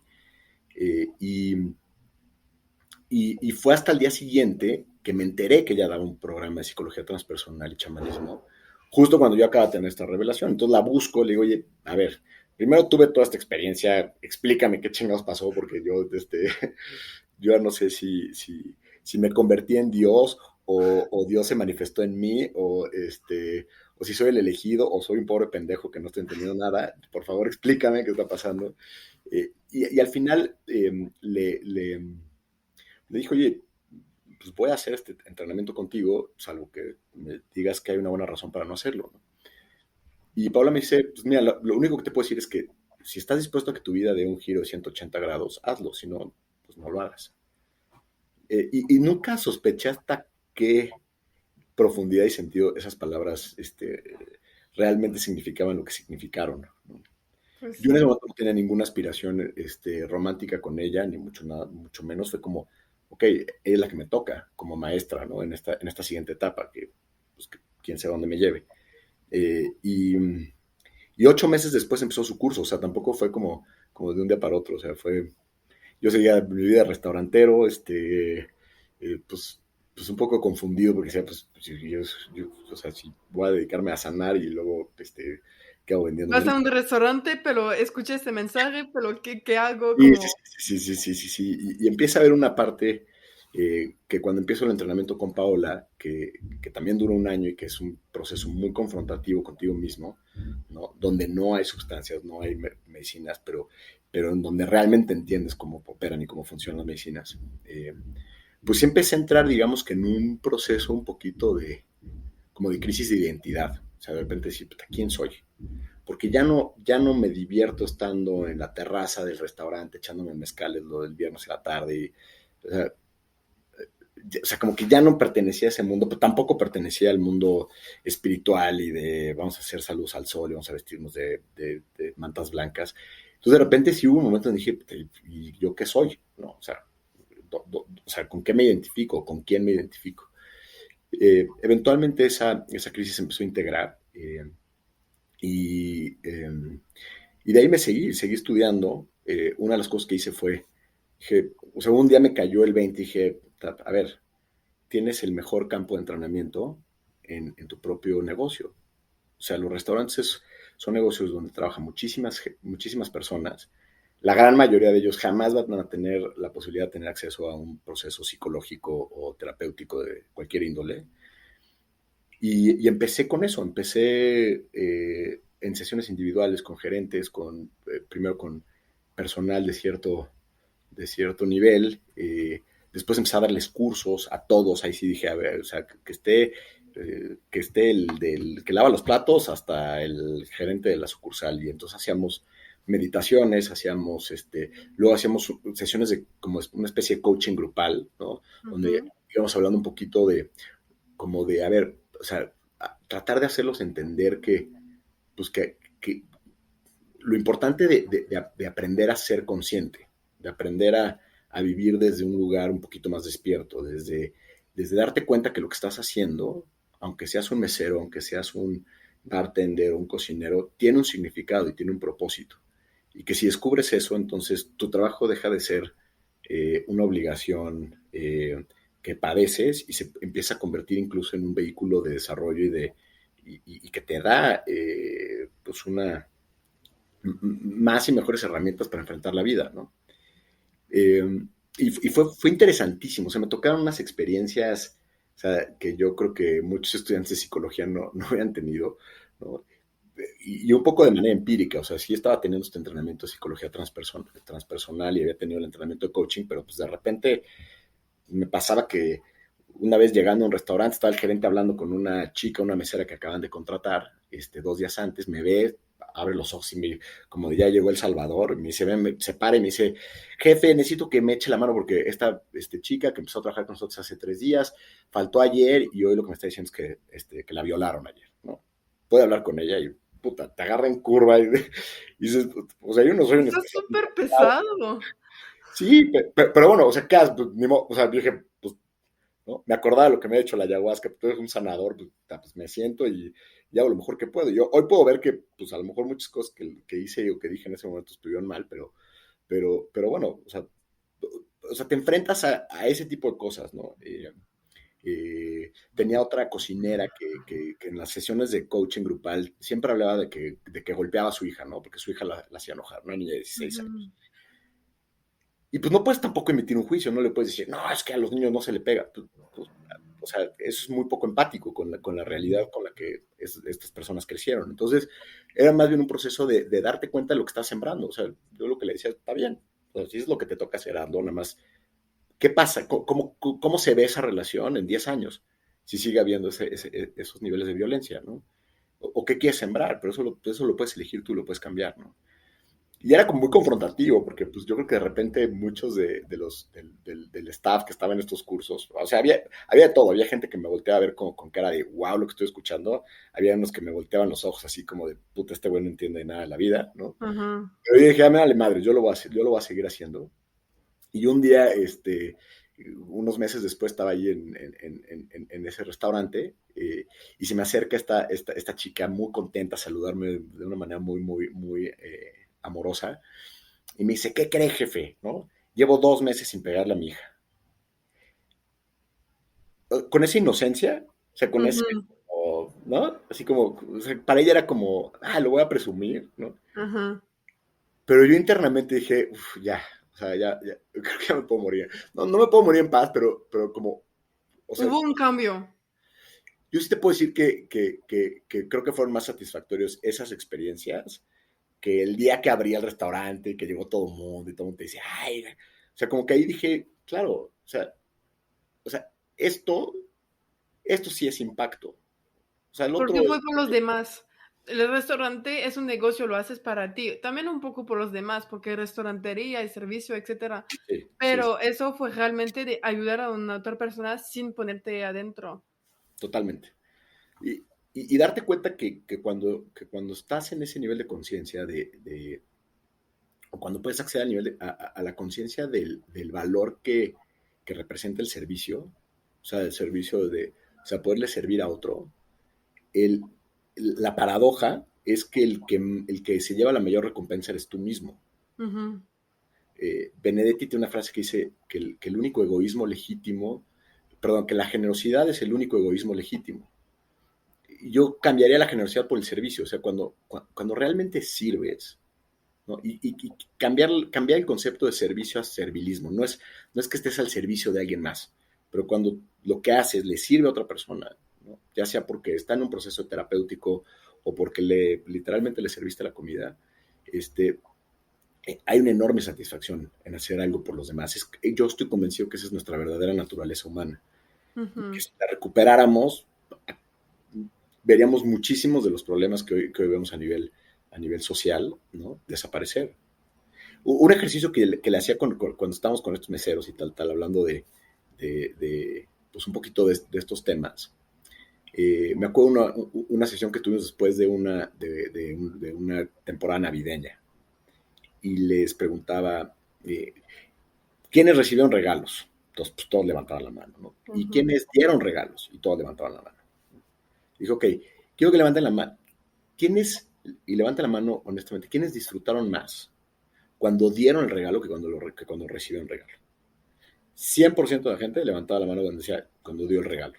Porque le di el regalo a mi hijo y vi que se puso feliz. Porque le di Ujú. el regalo a mi pareja y estaba muy contenta.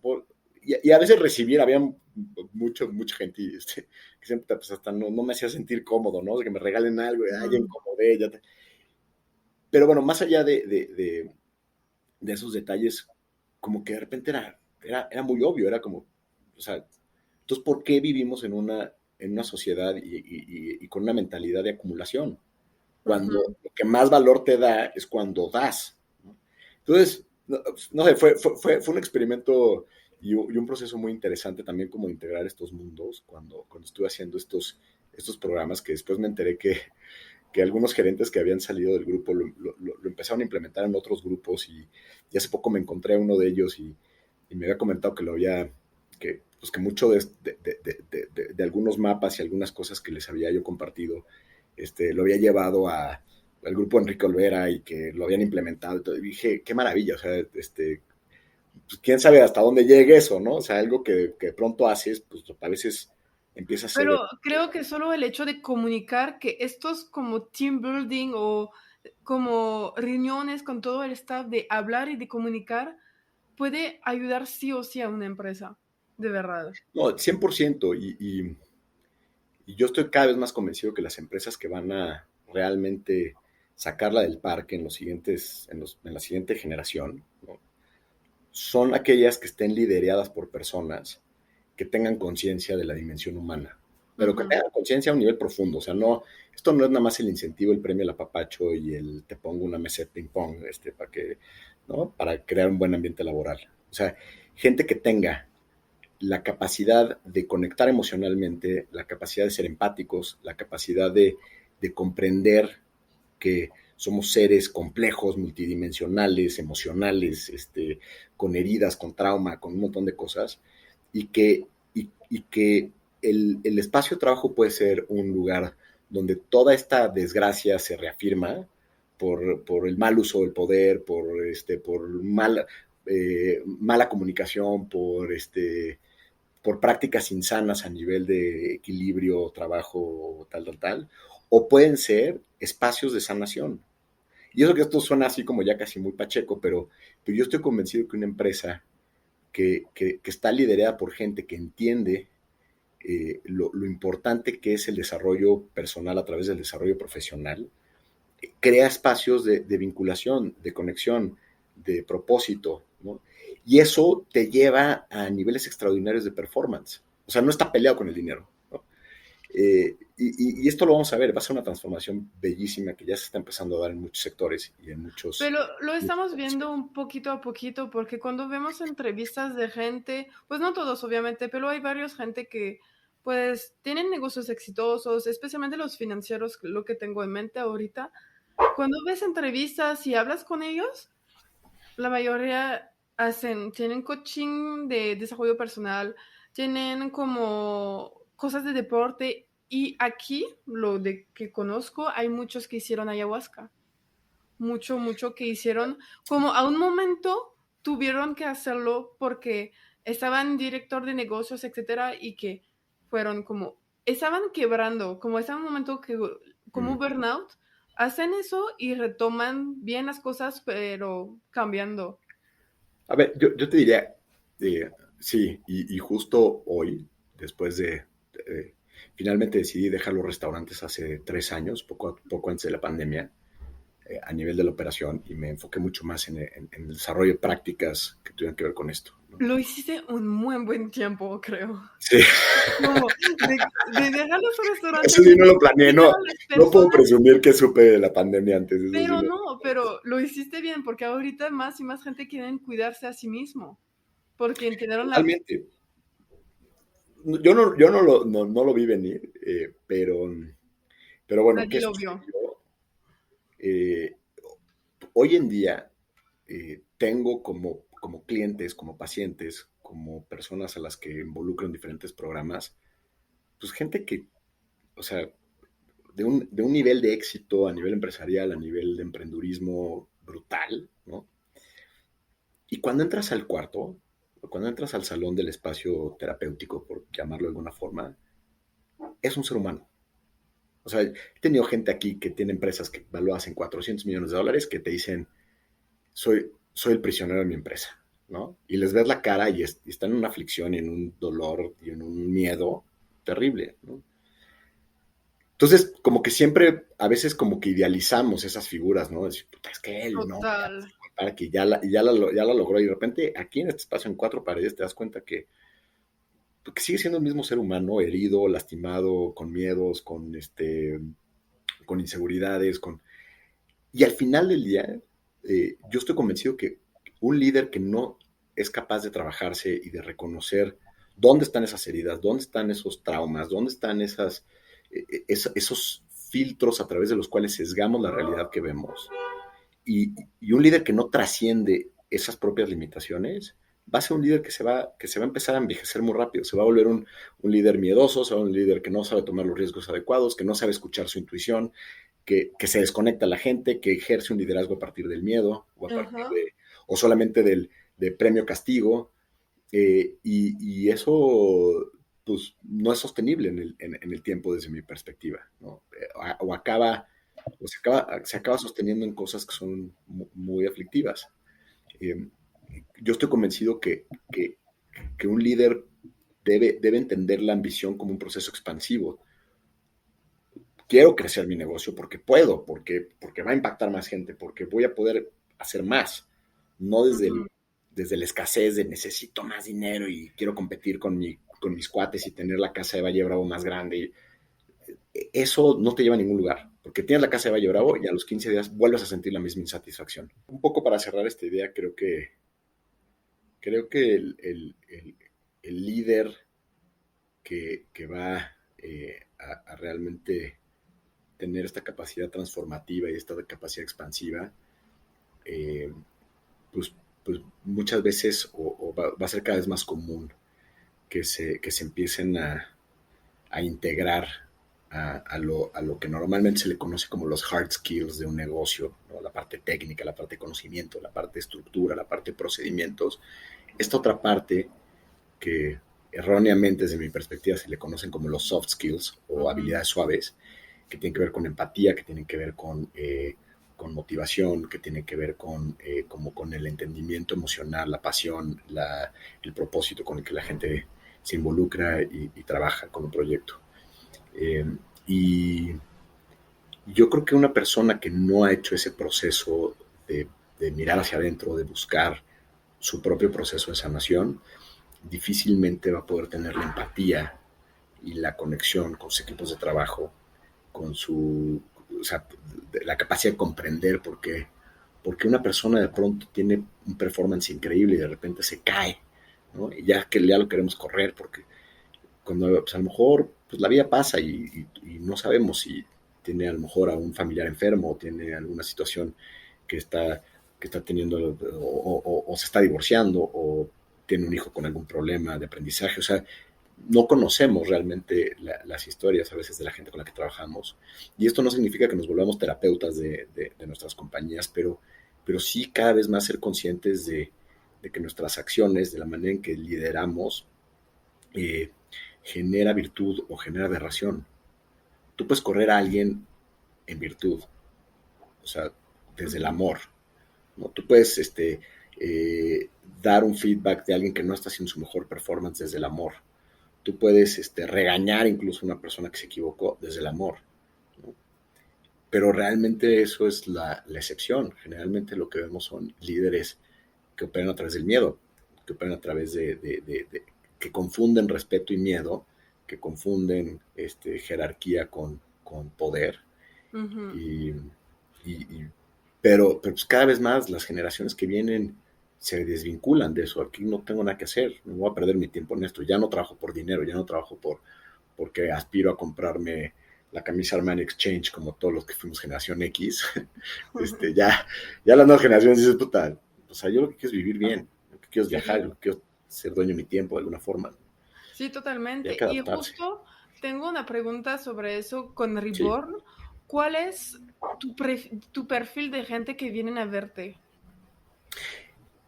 Mira, tengo mucha gente que está justamente en este punto en donde están descubriendo que, o sea, con mucha ambición de crecer y de desarrollarse profesionalmente, pero que están descubriendo que su mayor limitación son ellos mismos, ¿no? Ujú. Ese sería como el gran común denominador. También creo que es gente que se siente cómoda en un contexto más pragmático que espiritual. Ojo, cuando trabajas con sustancias y con plantas, eh, yo estoy convencido que hay una perspectiva espiritual.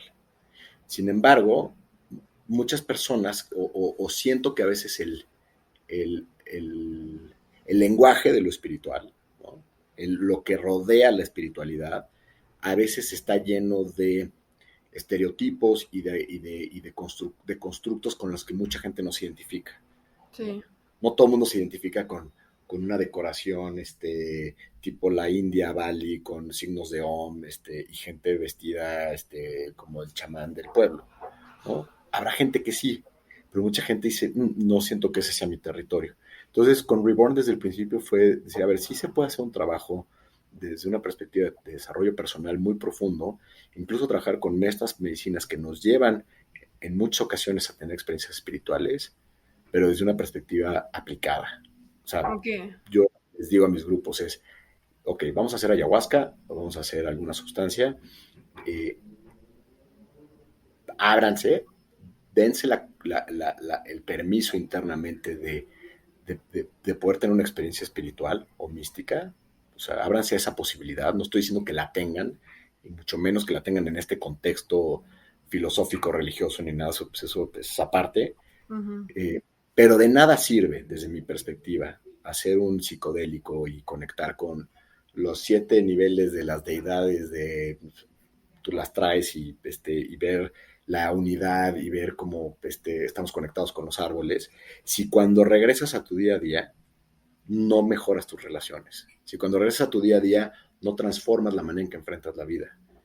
Ok. Entonces, para mí el proceso de una experiencia cumbre, como puede ser la de un psicodélico, si no viene acompañado de un proceso integrativo, si no viene acompañado de un proceso donde todo esto que de alguna manera te permites observar de ti mismo, lo llevas a una práctica, lo llevas a acciones concretas que hagan de tu vida una vida mejor.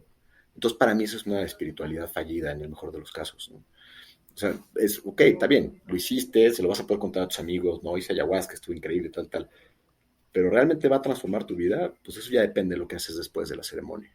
Ok, y sobre cómo tú lo haces, ¿cuál deberíamos de hacer después de una ceremonia para que realmente haya un impacto en tu vida y que no se queda como una experiencia de una Bueno, medicina? yo te diría, lo primero, lo más importante es la seguridad.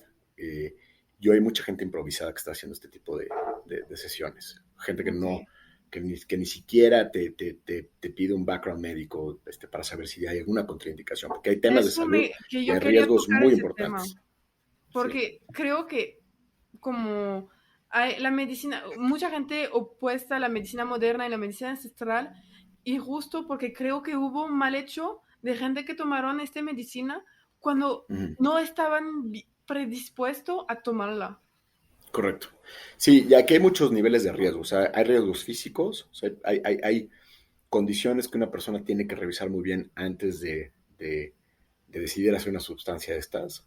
Porque si bien son sustancias que tienen niveles de toxicidad muy bajos, o sea, son bastante inocuas, es muy raro, no existen casos de sobredosis con psilocibina o con ayahuasca, o sea, pero sí hay casos de muerte derivada de otras complicaciones que se derivan del propio proceso. Entonces, es un tema secundario y a veces es solamente a través de tener diferentes experiencias difíciles que descubres, no, es que lo que pasó fue esto y esto llevó a esto y esto llevó a, como cuando se cae un avión, ¿no? O sea, a veces no es una falla, son 7, 8 fallas que se van dando y sí existen casos de fatalidades asociadas al uso de psicotrópicos, sí las existen.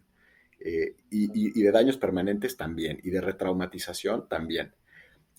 ¿Cómo la persona puede de alguna manera evitarse primero? Te estás metiendo con tu salud mental, te estás metiendo con tu salud, con tu integridad emocional, ¿no? Ujú. Entonces, yo lo que digo es, o sea, no sabes la cantidad de gente que conozco que ha hecho ayahuasca o ha hecho psilocibina porque la amiga le dijo, oye, voy a hacer una ceremonia de ayahuasca, acompáñame, ¿no? Es este viernes, y ahí va la otra sin saber a qué va, ¿no?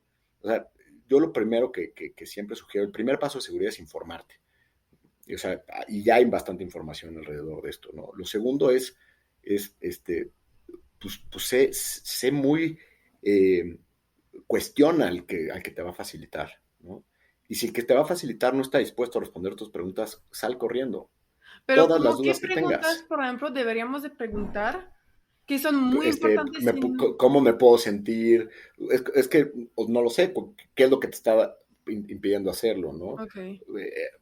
A mí me han preguntado todo, desde cuánto dura una sesión hasta qué tengo que dejar de comer o qué puedo sentir o qué puedo esperar o qué pasa si me desmayo, o sea, Ujú. no sé, cualquier cosa que se te ocurra que debas de preguntar. O sea, lo que quiero decir con esto es que un siguiente grado de seguridad es la confianza que desarrollas con el facilitador.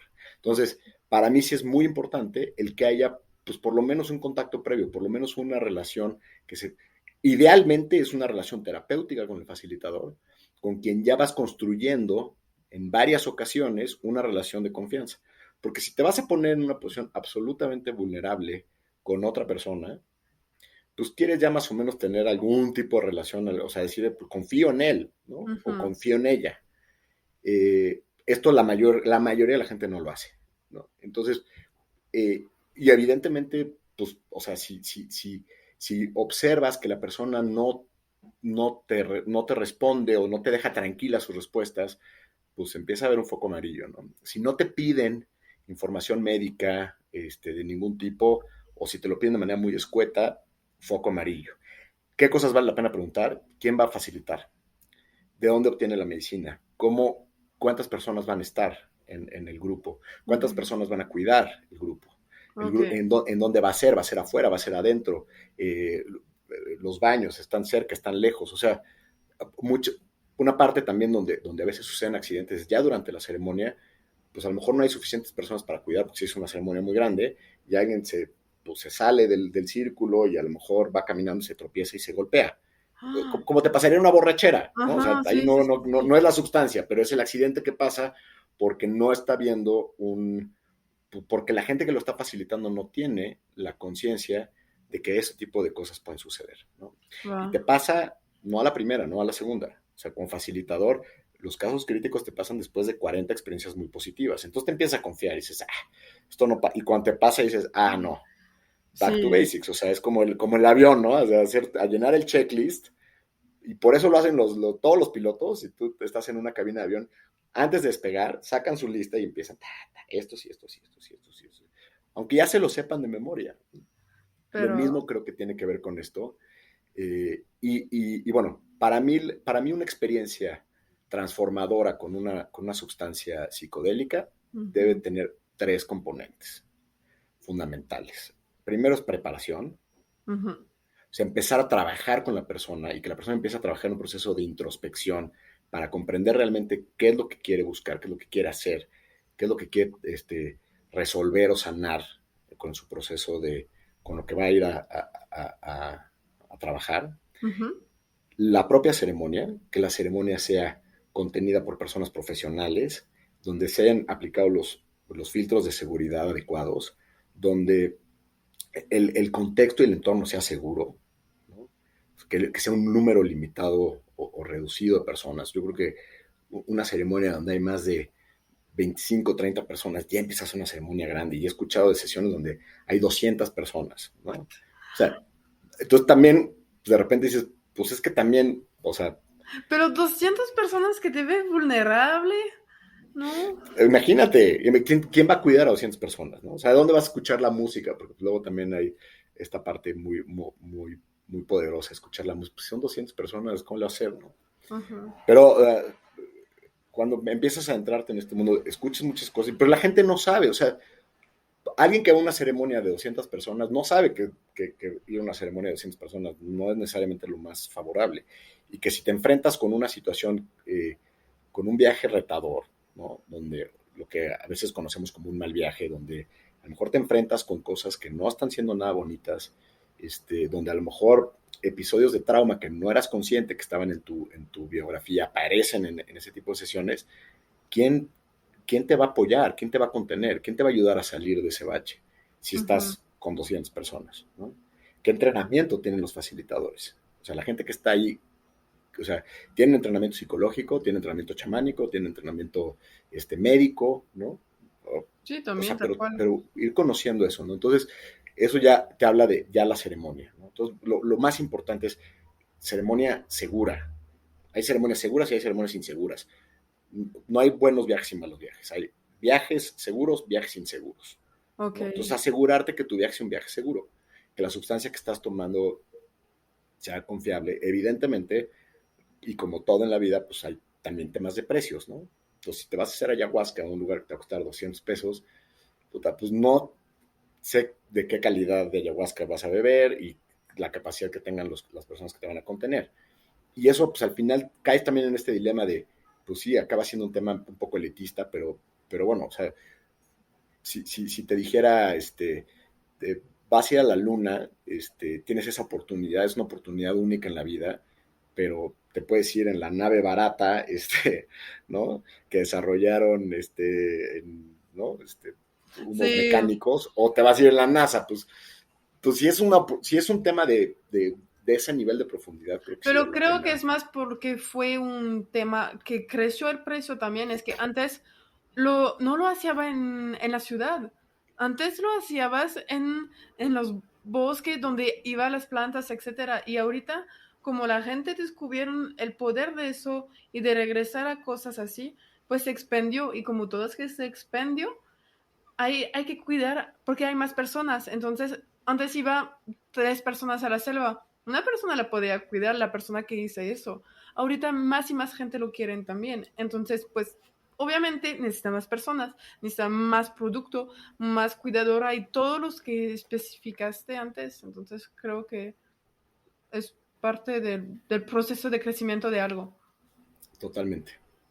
Y eso, o sea, creo que tenemos virtudes y hoy en día estamos experimentando muchas opciones, mucha información, también mucha desinformación. Y lo que tú estás diciendo, o sea, pues, y puedes ir a una ceremonia de estas de 200 personas, te puede ir muy bien, ¿no? Entonces volteas con tus amigos y dices, puta, yo hice ayahuasca en este espacio y tal, y me fue increíble. Y me costó 300 pesos. O sea, no porque sea una experiencia barata va a ser mala. Ujú. Pero, pero yo creo que sí es importante, independientemente del precio, o sea, quitemos esa variable, o sea, simplemente el decir, o sea, con quién estoy haciendo este proceso. Y el tercer elemento es la integración, que es todo lo que pasa después de la ceremonia. ¿Cuál O es sea, el después? y aquí es donde la mayoría de la gente ahí lo deja, ¿no? Fui, hice ayahuasca, o fui, hice psilocibina, o fui, hice alguna, o hickory en el desierto, y tuve mi experiencia psicodélica y tal, y ya regresé a la vida, y, ¿no? Ujú. A lo mejor algunos van a terapia, a lo mejor, pero, pero hay un tema que es bien importante, que es el proceso integrativo de la propia sesión. Y no necesariamente todos los terapeutas, no todos los psicólogos tienen esta experiencia. O sea, para que un psicólogo te pueda integrar un viaje con psicodélicos, necesita conocer del tema, necesita él haber tenido ese tipo de experiencias, necesita saber o tener una visión un poquito más amplia de lo que es la psique humana, ¿no? Entonces, yo un poco lo que, como nace Reborn, fue eh, dándome cuenta como economista que, que estas tres fases estaban desarticuladas, que si eh, tú, Sandra, querías hacer, por ejemplo, quieres hacer ayahuasca, pues primero te tienes que encontrar un terapeuta que esté dispuesto a acompañarte en el proceso de preparación e integración, que no son tan comunes, ¿no? ¿Dónde lo Ok. buscas? O sea, ¿a quién le preguntas? Que encajes, que entones, ¿no? Con quien te sientas cómoda, está bien. Luego, ¿con quién voy a hacer la ceremonia? Entonces, pues ahí sí te pueden decir uno que otro, tal. Pero obviamente todo el mundo te va a decir cómo le fue en la fiesta, ¿no? Pero ¿cuál es ese criterio educado con el cual tú puedes decidir si la persona te está hablando desde su experiencia o si hay factores objetivos que te van a permitir tener una sesión segura, ¿no? Ajá.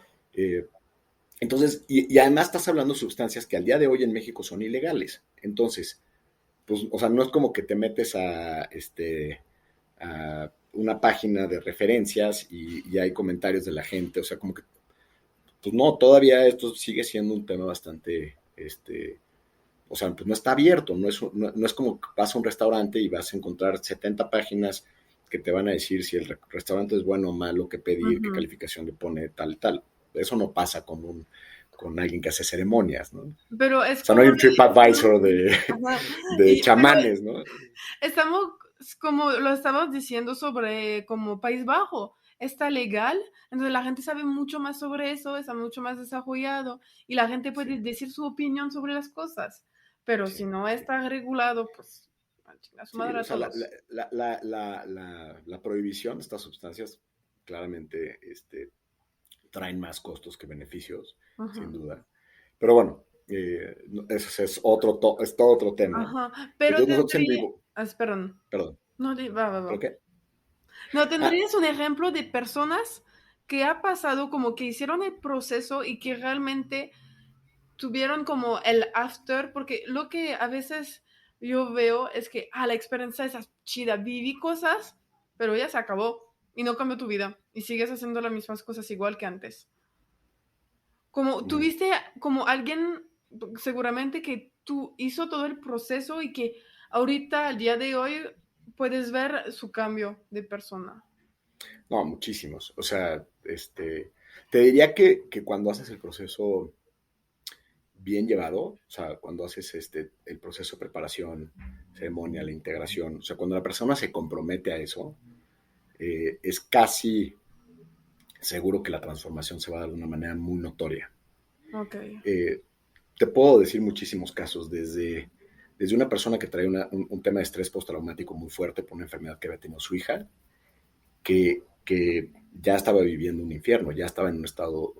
Estrés postraumático es un episodio en el pasado con una carga emocional muy fuerte o un trauma muy fuerte que te empieza a contaminar de miedo. O sea, ya no puedes vivir si no estás en un estado como de pánico. Ujú. Y esta persona pues hizo todo el procedimiento conmigo y en la segunda llamada de integración me decía, es que ya no me siento roto. O sea, me estoy despertando, estoy de buen humor, ya no estoy sintiendo miedo, ya no estoy sintiendo estas ansiedades que estaba sintiendo. Y ese es un ejemplo, ¿no? Pero he tenido también este empresario que te decía que decía que su compañera, su peor condena, 2 meses después está replanteándose cómo la va a manejar, cómo le va a dar la vuelta a los inversionistas que tiene y comprarles y darles una super salida, pero ya quedarse él con el negocio y expandirlo. Y dices, no puede ser que sea la misma persona. O sea, no puede ser que sea la misma persona la claridad y la sabiduría con la que está hablando y cómo hace 2 meses era una persona incapaz de reconocer todo lo que tenía enfrente, ¿no? Ujú. Entonces, sí es muy común, sí pasa mucho, muchos temas que se van manifestando a lo largo del tiempo. O sea, yo tengo Ok. gente que hizo programas con nosotros hace 2 años, que de repente me escriben, hoy tuve un insight muy profundo, 2 años después, hoy tuve un insight muy profundo vinculado a lo que vivía en la ceremonia, que me ayudó a resolver este tema tal de la relación con mi cuerpo, temas de desde cuestiones que tienen que ver con depresión, de conductas obsesivo-compulsivas, miedos, ansiedad, desórdenes alimenticios. Ojo, no estoy diciendo que en todos los casos estos padecimientos se resuelvan, tampoco es la panacea y tal, pero de alguna manera sí hay un común denominador, adicciones, ¿no? Hay un común denominador en todas estas patologías, si lo quieres ver así, que es, hay una parte interna que está en conflicto, hay una herida que no está bien resuelta y que está llevando a la persona a disasociarse, a desconectarse a través de una adicción, a querer controlar el mundo por un miedo interno muy profundo. Eh, y en la mayoría de los casos, lo que yo sí te puedo decir es que en el 100% de los casos de las personas con las que hemos trabajado en un proceso comprometido, eh, hay un cambio muy profundo en la confianza interna y en el amor propio. O sea, Ok. gente que puede decir, puta, hoy tengo la posibilidad, la capacidad de agradecer la vida que tengo, Ujú. de sentirme en paz con lo que tengo. Oye, que todos se van a volver Elon Musk, no. Que todos van a sanar sus relaciones papá-mamá, no, probablemente las mejoren gradualmente o marginalmente. Que Ujú. todos van a convertirse en gente consciente, meditativa y que nunca más se vuelva a emborrachar, no, tampoco. Cada uno irá a su ritmo, cada uno irá encontrando qué es congruente para sí mismo, Ujú. pero sí estoy convencido de que cuando se hace desde un lugar auténtico de trabajo y de expansión, la gente se encuentra con una versión mucho más congruente de sí mismo. Ok. No, está muy interesante. Ay, ya así como, No, porque estaba pensando y como, ¿cómo? ¿Por qué crees? Yo tengo un poco mi opinión, pero lo mismo yo soy como, what the fuck.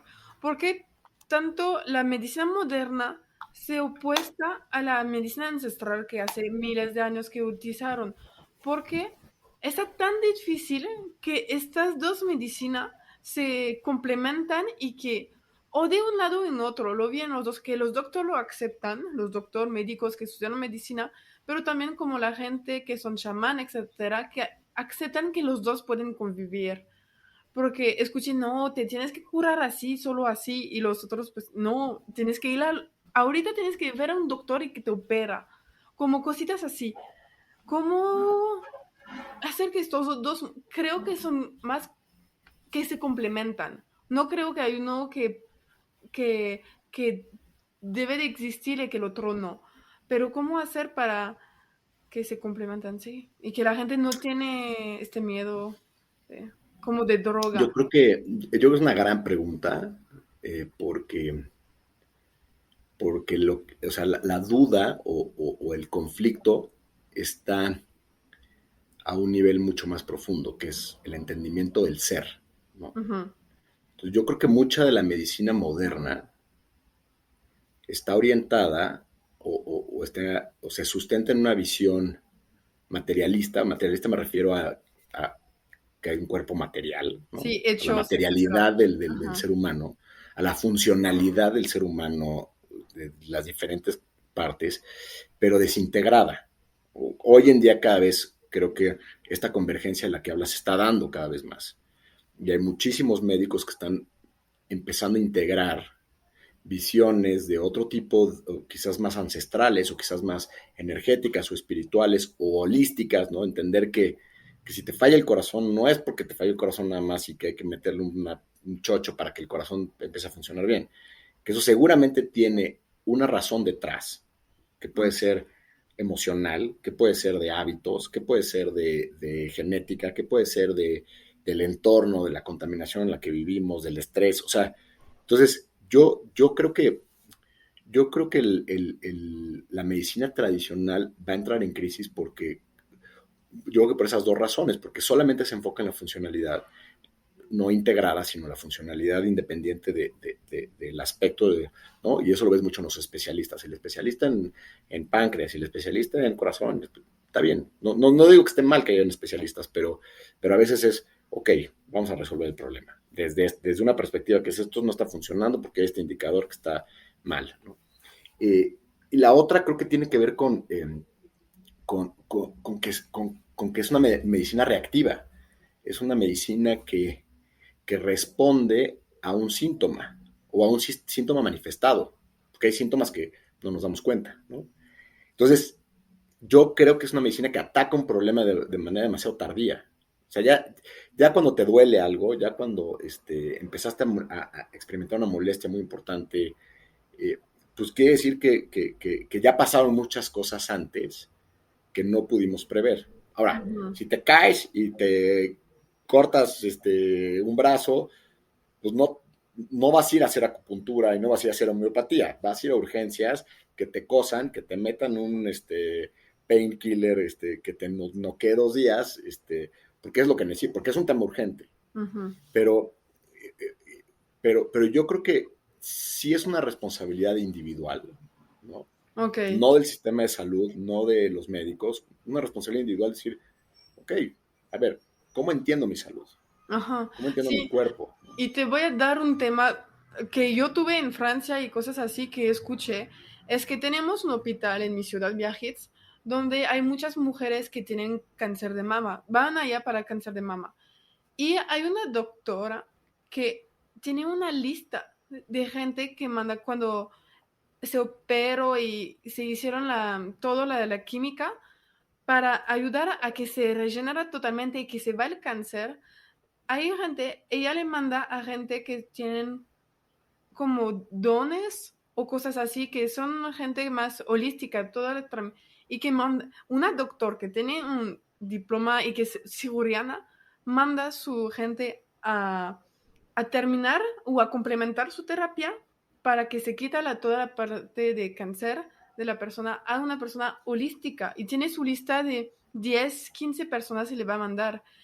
Y hay otras personas que, por ejemplo, que estaba diciendo, tengo cáncer, no lo voy a resolver con un doctor, yo voy a hacer cosas como holística, y no hablo porque ayahuasca no está tan conocido en Francia, pero van a ver como doctor espiritual o cosas así, o que se van a sanar con gente que hacen, con las manos tienen Ujú. poder, como tiene algunos poder en estas manos de generar cosas, y como los doctores entró en conflicto, fue como no tienes que hacerlo ahorita, si no te operas ahorita, si no quitamos tu parte de cáncer, te vas a morir. Entonces hay este conflicto que...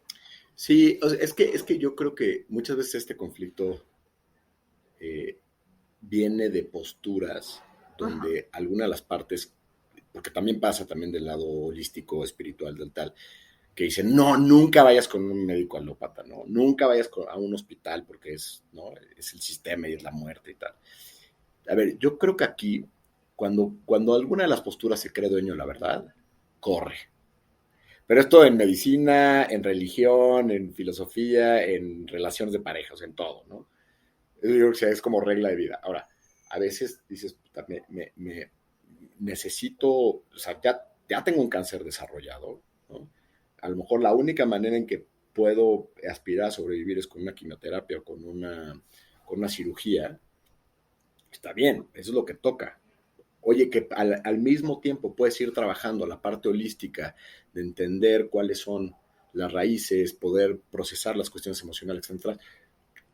Yo creo que lo que sí vamos a ver en los siguientes años es una transformación o cada vez más médicos conscientes de que estas cosas pueden trabajar juntas, ¿no? Sí, porque Eh, totalmente están descubriendo que poco a poco es mental. Como son choque, como cáncer de mama son a la mayoría son choque de antes, de que ha pasado un 3 de hace 5 años, 10 años, y que pues ya te tocó, porque está desarrollando todo y son estudios medical y poco a poco. Y creo que está cool porque antes fue, no, tienes que ir al doctor y todos son loqueras. Y yo te hablo también de medicina china, que la acupuntura, que el pie está relacionado con toda la parte de tu De cuerpo y tus que puedes órganos. sanar así y que ha ayudado a mucha gente. Sí, totalmente.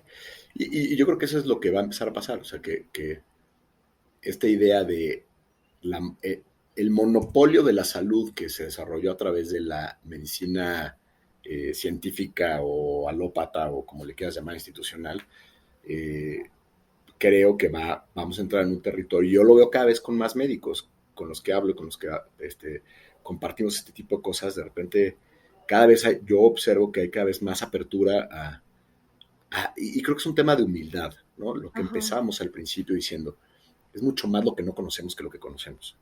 Si partimos de ahí, aunque seas el especialista más importante de riñón o de corazón o de cerebro, o sea, quien se atreve a decir, no, yo ya conozco más o ya conozco el todo de cómo funciona el cuerpo, cómo funcionan las emociones, cómo se relacionan los procesos físico-mentales, emocionales, en términos de salud, en términos de bienestar.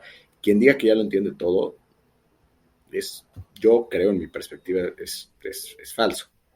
Son muchísimas visiones, además, o sea, es como un entendimiento. ¿Desde qué perspectiva estás hablando? O sea, ¿desde qué perspectiva estás diciendo el todo? Ujú. Entonces, es una paradoja, yo creo que requiere de mucha humildad, decir, a ver, pues tenemos esta exploración y estos caminos y de repente podemos medio darnos cuenta que esto y esto pueden estar relacionados y tal, pero la verdad es muchísimo más lo que no conocemos, muchísimo más lo que no conocemos. Y está bien, ¿no? Hay que vivir con Falta por eso. descubrir y todo. Y la medicina siempre se ha mejorado. En 20 años se ha mejorado un chingo. Entonces no puedes decir que Sí, conoces todo cuando apenas sabes no. las cosas. Sí, ¿y cómo qué opinas sobre que pues toda la medicina ancestral, todo lo que haces, está como deviendo de moda? Creo que tiene, como todo, tiene una parte de claro y otra parte de oscuro. Ujú. Eh, creo que esto puede ayudar a muchísima gente a procesar trauma, a procesar heridas, a convertirse en una mejor versión, ¿no? A desarrollar mejores hábitos, a convertirse en personas más amorosas, a que sus relaciones interpersonales mejoren, sin duda. Eh, el lado oscuro es, eh, estas sustancias son muy poderosas y, y requieren de no son para todo el mundo, no todo el mundo debe ser un psicodélico, o al menos no todo el mundo en todo momento. Hoy está habiendo se está permeando a nivel recreativo. El LSD ya lleva muchos años, pero ahora se escucha mucho los chocongos y todo esto.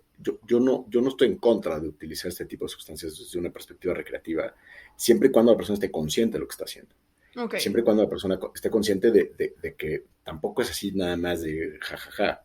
Al igual que con la marihuana, al igual que con alcohol, al igual que con otras sustancias que también son, pues que pueden tener efectos tanto físicos como emocionales cuando las consumes, ¿no? Ujú. Entonces yo creo que quizás la parte oscura o la parte que a mí me preocupa es que el consumo esté creciendo más rápido de lo que está creciendo la educación y la conciencia de las personas para impedir que en casos que son más bien excepcionales, más que la regla, que son excepciones, sí haya personas que tengan que pagar los platos rotos. O sea, sí haya gente que acabe peor, que acabe retraumatizada, que acabe con algún tipo de padecimiento mental irreversible o que incluso le cueste la vida pues porque era la moda y todo el mundo la había hecho y tal, y a esa persona le tocó la mala suerte de que no lo debía haber hecho, que lo hizo con alguien irresponsable o que lo hizo por sus propios medios, quién sabe, ¿no? Y que le acabó costando muy caro. Entonces, sin entrarle con miedo, pero yo creo que este, eh, cada persona que se acerca a un proceso así, donde te vas a meter con lo más sagrado que tienes, que es tu estabilidad emocional y tu estabilidad mental, o sea, cuestiónatelo muchísimas veces. Averigua, infórmate, pregunta, regresa, siéntelo, intúyelo, vuélvelo a reflexionar. O sea, porque sí puede ser muy poderoso y puede ser muy transformador, pero también los costos pueden ser muy altos si lo haces mal. Va, súper bien, José. Pues muchas gracias por todas estas informaciones y me encantó la parte de, pues obviamente tú lo haces y si te entrevistas, que yo creo que tienes el proceso que es antes, durante y después, que está chido, pero que nos daste herramientas a otras personas que escuchan de, oye, si lo queremos hacer, pues ahorita tenemos el básico para cuidarnos a nuestro mismo y de encontrar la persona que nos conviene a nosotros. Entonces, creo que Correcto. está Sí. súper cool. Y Por lo estamos... menos hacer preguntas. Muchas preguntas y sentir. Hay veces que desde que te está contestando el facilitador ya empezaste a sentir como que no te late. Escucha tu intuición, no te metas ahí, ¿no? No Sí, porque sea bueno o malo, a lo mejor no conectas, no es el momento, no es el... Déjalo por la paz, va, ¿no? Por pues lo menos en súper ese momento. bien. Y Sí, estamos llegando entonces al fin del podcast y todo el mundo tiene que contestar algunas preguntas. Si venga. tuvieras la oportunidad de cenar con alguien vivo o muerto, ¿con quién sería? Uf, qué buena pregunta. Eh,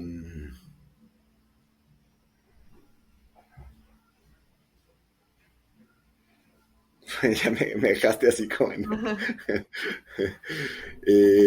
probablemente con el cantante de los Talking Heads, que se llama David Byrne, es una persona a la que admiro mucho, porque me parece que es como un creativo genio loco, pero al mismo tiempo es un visionario de urbanismo y de otros temas. Me parecería como muy interesante cenar con él. Va, qué cool, qué padre. ¿Nos podrías hacer alguna recomendación de algún libro o podcast o película, música que te inspire al momento?